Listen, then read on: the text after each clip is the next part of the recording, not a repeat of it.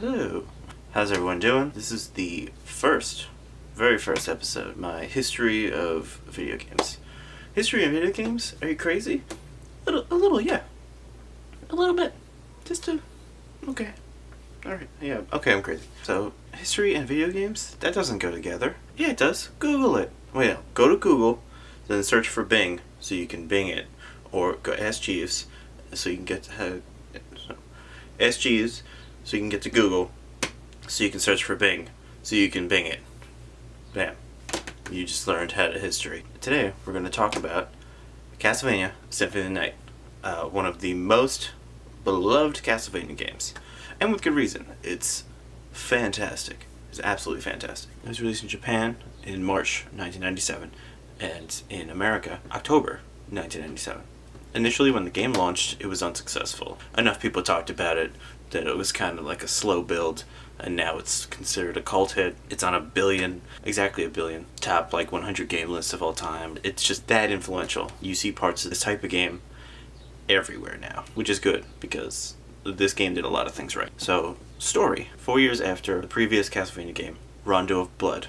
This game starts the Richter versus Dracula fight. First off, the dialogue, cheesy goodness voice acting that everyone loves. So you fight Dracula, you kill him. Then it starts off, you were playing as Alucard, who is Dracula's son, who is part vampire, who is a Dhampir. You're part human, you're part vampire, and then you're a person. Playing as Alucard, funny story, Dracula backwards.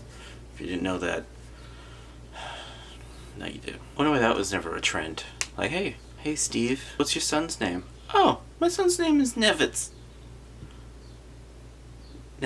And they're like, cool. Don't invite Steve again. So, you go into the castle, you're all decked out in your awesome armor, because you're Alucard, the Grim Reaper. He's like, hey, what are you doing? Why are you doing this? Stop it. And you're like, no, what are you talking about? I gotta do this. I gotta do this. That's like, okay, cool, I'm gonna take all your stuff. Bam. All of his equipment is just gone. Taken away. Sword, shield, all that crap. Got. So he's like, alright, hey, good luck using the crap you find in this castle. Thanks, Death. You're a great person. Then you meet up with Maria, who is a 17-year-old vampire hunter who fought along with Richter. She's like, hey, what are you doing?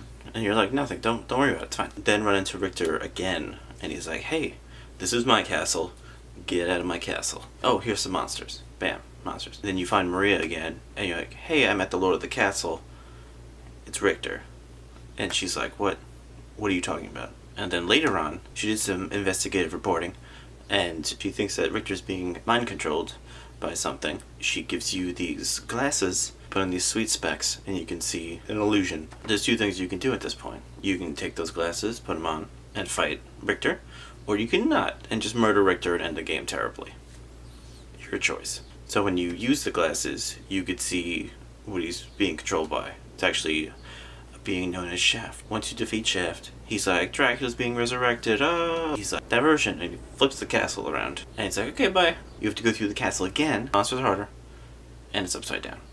So, remember the whole castle you explored already? When you got 100%? Do it again. One more time.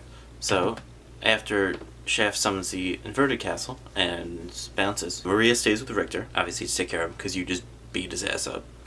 Just his ass, though. Find and kill Shaft. And along the way, you kill Death, you kill Shaft, and you actually have to find the pieces of Dracula, just like in Castlevania 2. Castlevanias that people don't talk about. So, once you find Shaft, you murder him. Then he tells you, like, oh, the resurrection's complete, so have fun fighting your dad. And he's like, thanks, pal. When you finally do get to Dracula, this is the actual end of the game, not the fake end of the game. You're like, hey, Dad, what's up? He's like, hey, I just really gotta kill all humans. Bender style. People kill Dracula's love interest.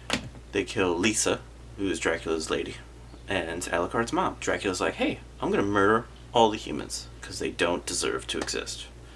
Because they're dicks. Which, I mean, he's not wrong. We are dicks.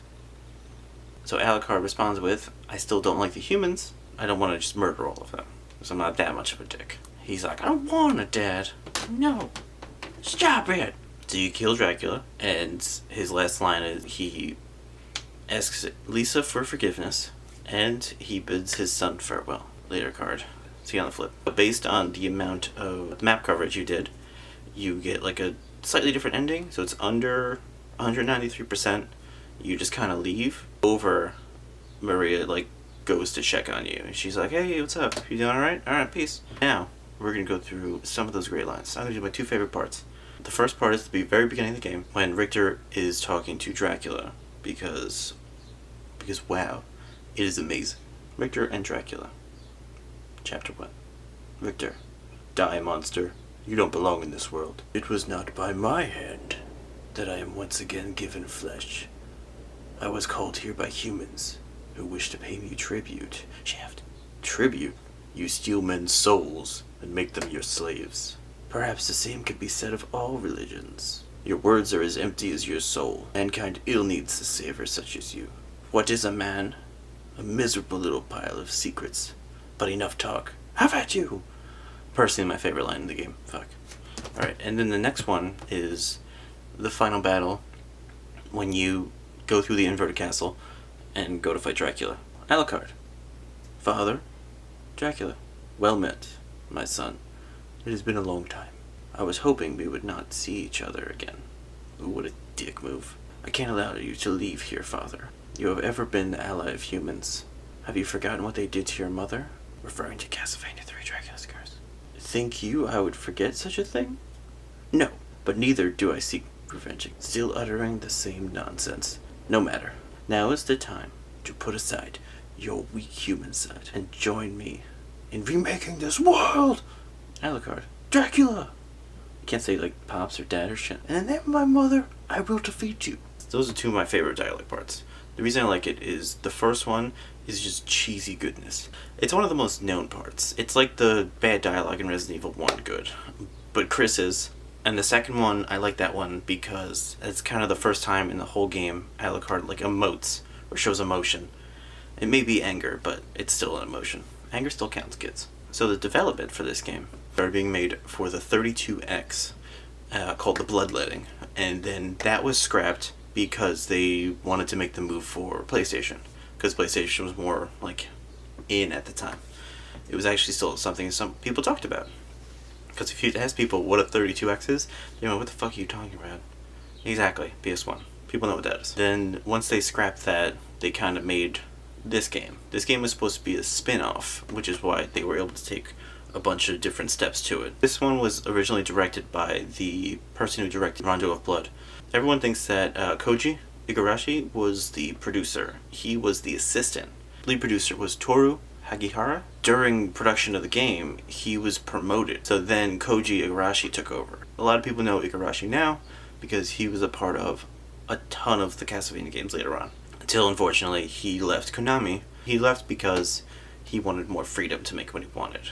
AFG's Google Bing Koji Igarashi, and you'll find Bloodstained Ritual of the Night, which looks... So, like I said, Koji even said that it was supposed to be like a side story of the series, so which is why you didn't play as a Belmont, which is why the gameplay was different, and it ended up being the beginning of like a new era for Castlevania games. So for me, the eras were... Era 1 was like the classic 2D Castlevania 1 through 4, Rondo, the adventure games on Game Boy. Gen 2 for me, it starts with Symphony, then it's the GBA ones, and the DS ones. All the ones that are pretty much the same style as Symphony of the Night. And then, of course, you have the 3D one, which I still like the 3D games. They get a lot of crap, but I still really like them. Some of his motivation was he saw a lot of Castlevania games in bargain bins, because, realistically, you play through a game, and then a lot of people would sell it. Not a lot of people would replay it. So he wanted to make a game that had a higher replay value. Or just, like, took longer to beat, which nailed it. So this tells you the map completion rate, which is one thing that it's like, oh, I beat the game, I still have more map to explore. Let me try to find shit. The biggest thing is getting rid of the linear left to right, stage to stage. This game was actually inspired by Legend of Zelda.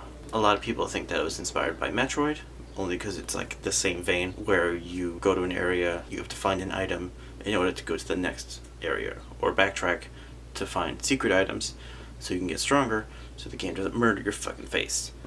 So in order to progress, you'd have to find an item or a power, and then you'd be able to get through that next door and go to that next area. He also wanted to make the game more accessible, and he did that by adding the leveling up system. So you have stats, You get experience, you kill monsters, you get more experience, you level up, you get stronger, you find equipment, and just to make it easy. So if you're having a hard time, you can just kill a bunch of monsters, level up, increase your stats, and make it easier for you. Still have the sub-weapon mechanic from all the other Castlevania games, which is great. My favorite is the dagger, because you can just machine gun them into enemies, and it was my favorite on bosses. So you stock up on hearts, get the dagger, stand next to them, and just beep beep beep beep. It's the sound it makes, I swear. Okay, so in Japan when this released, it was a hit pretty quickly. Overseas, it was not advertised, so it was a slow burn. It did get great reviews. It really started to pick up with word of mouth. So it was word of mouth, those good reviews, because it didn't get advertised over here. They just didn't. It was important for the 2D era of games, because this was when games were really starting to go 3D. It was Generation 5 of the consoles, so we're talking 64, PS1, so when most games were going towards 3D. This pretty much proved that good 2D game will completely sell. It just has to be good. So it hit the greatest hits point at 1998. This game was also released on the Sega Saturn, and apparently they added a few extra things, like you could play as Maria. There were a few extra areas. Koji said that he didn't even like the Saturn port. They had another team do the port, so they kind of just put it on the system really quick and didn't like optimize it for the Saturn, because the Saturn actually could run games pretty well. So there were like super long loading times, and it really hurt the game. In 2006, they announced that they were going to port it to Xbox 360 for the Xbox Live Arcade.